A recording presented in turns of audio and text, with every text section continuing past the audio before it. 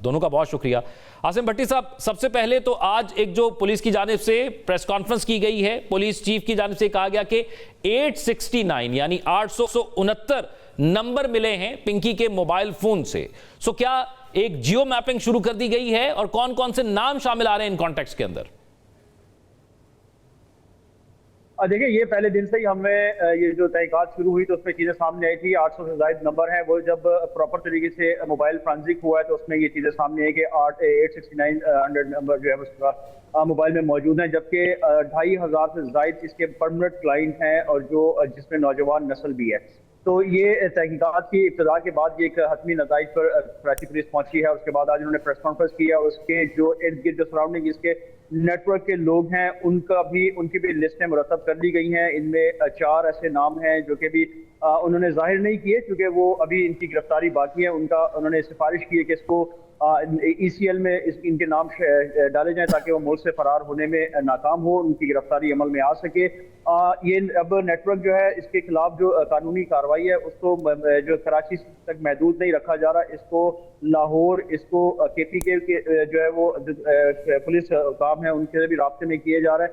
और इस तरीके से बलूचिस्तान जो शुबा है तहकीकाती ज़राए को कि एक बड़ी मिकदार में माजी में भी देखने में आया है कि इस तरीके के जो केमिकल्स और जो बैन एशिया होती है वो वाया बलूचिस्तान, कराची और फिर उसके बाद पूरे पाकिस्तान, अपर पाकिस्तान में मुंतकिल किया जाता है। दूसरा इसका रास्ता तोरखम बॉर्डर है, उसके इधराब से भी इसको माजी में रिवायत रही है कि उस पर ये मुंतकिल किया जाता है। लेकिन जो ही वो बॉर्डर बंद है, वो इलाके बंद हैं, वहाँ पर सख्ती है।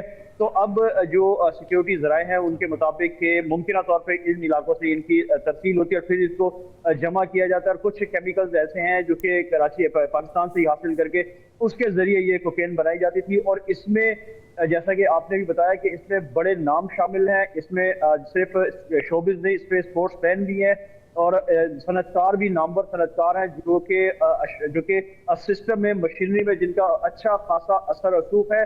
यही वजह थी कि इस असर रसूख के मुबैना तौर पर इस्तेमाल के बाद इस मुकदमे में बहुत सारे लूप होल छोड़े गए जो कि ठीक है, लूप होल्स मौजूद थे। मैं जरा आपसे जानूंगा कि क्या कोई नाम भी सामने आए हैं और क्या पॉलिटिकल लिंक्स भी हो सकता है, मोहतात रहते हुए चीज़ों को आपसे जानेंगे। लेकिन आतिफ मलिक, अब क्योंकि ये बताया जा रहा है, जैसे आज पुलिस चीफ ने भी कहा कराची के लाहौर में भी वो रही हैं, तो लाहौर में भी क्या कार्रवाई शुरू कर दी गई है? और फिर एक सवाल जो बार बार डिस्कस भी हो रहा है वो यही है कि इतना अरसा, इतने मुकदमात जो उस पर दर्ज हुए, उस पर कार्रवाई क्यों नहीं हुई?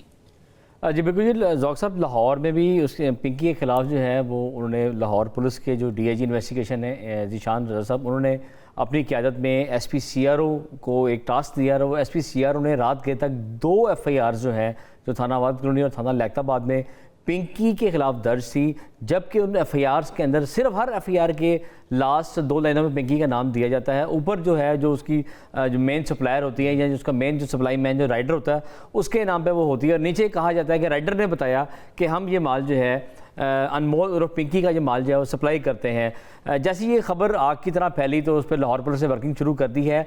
लेकिन सबसे अहम बात यह है कि लाहौर पुलिस के जो अफसरान हैं वो दंग हैं, वो परेशान हैं कि हर पर्चे में जो 9C का पर्चा दर्ज किया गया है वो पर्चे में कोकीन और हेरोइन नहीं है, ज़्यादातर उसमें चर्स जो है स्पेसिफिक चर्स का नाम दिया गया है, क्योंकि चर्स उस वक्त डाली जाती है कि जब किसी को रिलीफ देना हो। तो पुलिस वाले ही जब मुलज़म को गिरफ्तार करते हैं तो उससे डील करने के बाद कहते हैं कि हम तुम पे कोकीन का पर्चा नहीं देंगे, हेरोइन का पर्चा नहीं देंगे, हम तुम पे चर्स का पर्चा देंगे जिसकी बेल हो जाएगी।